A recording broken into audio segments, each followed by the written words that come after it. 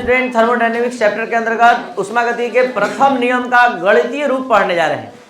आपको मतलब पिछले लेक्चर में उष्मागति के प्रथम नियम को समझाया गया था, जिसमें बताया गया था कि ऊर्जा का न ही निर्माण कर सकता है और न ही विनाश, इसको केवल एक रूप से दूसरे रूप में परिवर्तित किया जा सकता है। तो आज इस उष्मागति के प्रथम नियम पर आधारित मतलब जो मेन स्टेटमेंट है, मेन कॉन्सेप्ट है, उसका गणितीय रूप हम समझाने जा रहे हैं। जैसे कि ये कोई ऑब्जेक्ट है, ये कोई पिंड है, ये कोई निकाय है, इसके अंदर कुल संचित ऊर्जा जो आंतरिक ऊर्जा है वो E1 है। तो आंतरिक ऊर्जा किसे कहते हैं? आंतरिक ऊर्जा किसे कहते हैं? किसी निकाय के अंदर कुल संचित ऊर्जा को आंतरिक ऊर्जा कहते हैं और इसका मान E1 है। तो ये निकाय Q ऊष्मा को अवशोषित करता है, Q ऊष्मा को अवशोषित करता है और इसका आंतरिक ऊर्जा बढ़कर क्या हो जाता है? E1 plus Q। और तब ये निकाय जो है W कार्य संपन्न करता है, W कार्य संपन्न करता है और W कार्य संपन्न करने के बाद इसके अंतिम आंतरिक ऊर्जा का मान E2 हो जाता है। तो आप यहाँ समझ सकते हैं कि ये W कार्य संपन्न किया और तब इसके अंदर कुल संचित ऊर्जा का मान क्या है? E2। तो जल्दी जल्दी बताइए, E1 क्या है? प्रारंभिक आंतरिक ऊर्जा। Q क्या है? अवशोषित ऊष्मा, ठीक है। W क्या है? किया गया कार्य और E2 क्या है? अंतिम आंतरिक ऊर्जा।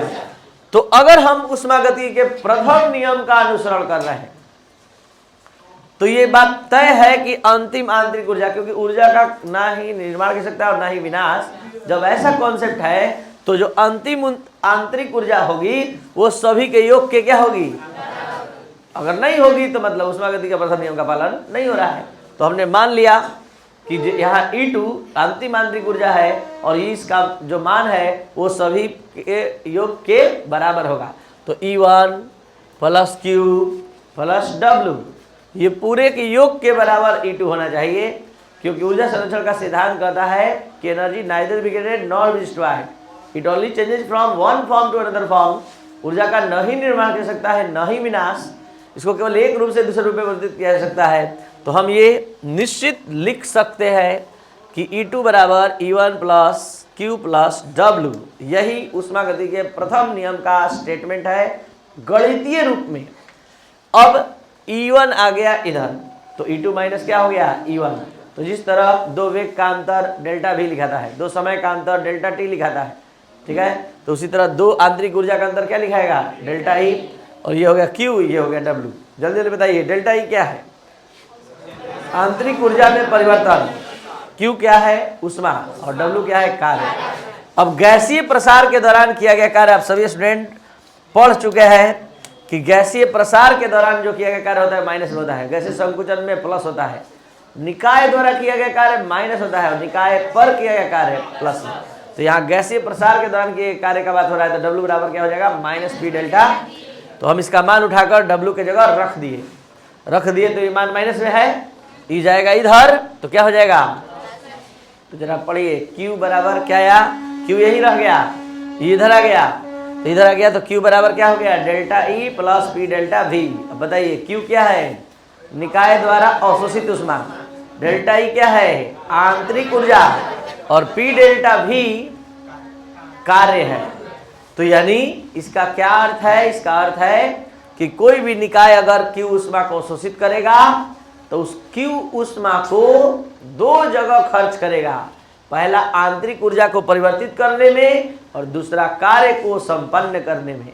तो जो आप मैथ के भाषा में Q बराबर delta E plus P delta V देख रहे हैं, ये वास्तव में मैथ मतलब हिंदी लैंग्वेज में कहा जाएगा कि किसी निकाय द्वारा अवशोषित ऊष्मा, आंतरिक ऊर्जा परिवर्तन और किए गए कार्य के योग के। अब हम इस Q का अध्ययन, इस अवशोषित ऊष्मा का अध्ययन दो बार करेंगे, एक नियत आयतन पर और एक नियत दाब पर। तो पहले शुरू हो रहा है नियत आयतन पर। नियत आयतन बोलने का मतलब है प्रारंभिक आयतन बराबर अंतिम आयतन, यानी V1 बराबर V2 बराबर V। तो बताइए जब ऐसा होगा तो V2 का भी मान V और V1 का भी मान V, तो अंतर क्या हो जाएगा?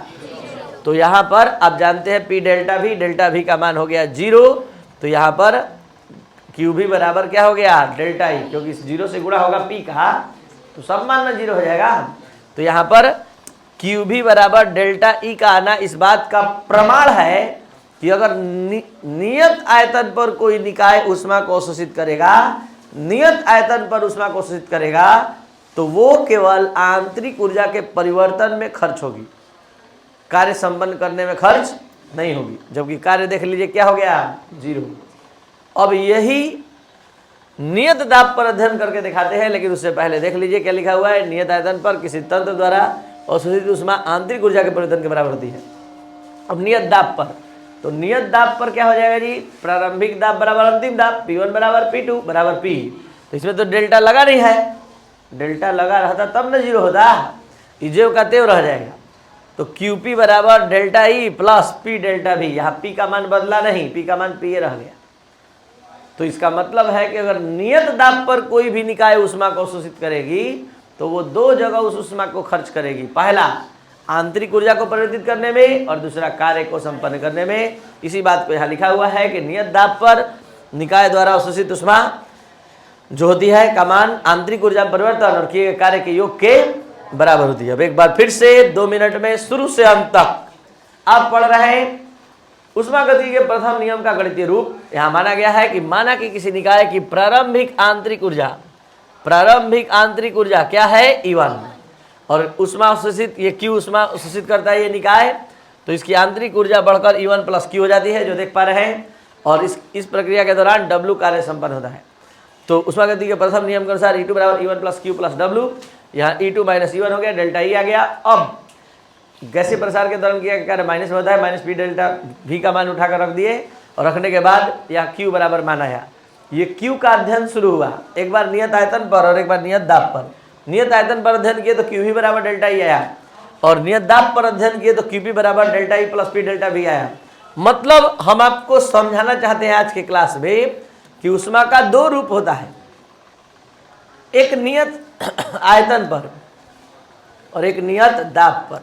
नियत आयतन पर जो ऊष्मा होती है वो आंतरिक ऊर्जा में परिवर्तन के बराबर होती है और नियत दाब की जो अवशोषित ऊष्मा होती है वो आंतरिक ऊर्जा में परिवर्तन और किए गए कार्य के योग के बराबर होती है। लेकिन वास्तव में आप ये जानिए कि जो नियत दाब की ऊष्मा होती, नियत दाब पर अवशोषित ऊष्मा होती है वो चेंज इन एंथैल्पी के बराबर होती है, एंथैल्पी में परिवर्तन। मतलब आपके भाषा में आप समझाने जा रहे हैं ऊष्मा का 2 रूप होता है, एक नियत दाब की ऊष्मा, एक नियत आयतन पर ऊष्मा। तो नियत आयतन पर ऊष्मा जो होती है वो आंतरिक ऊर्जा कहलाती है और नियत दाब पर जो ऊष्मा का अध्ययन होता है वो इंथैल्पी कहलाती है, यानी H जो आगे की क्लास में आ रहा है। तो इंथैल्पी एक ऐसा शब्द है कि हम लोग 1000 बार भी बोल दे तो अर्थ नहीं निकलता है, लेकिन समझ लें कि ऊष्मा का 2 रूप होता है, एक नियत दाब पर और एक नियत आयतन पर।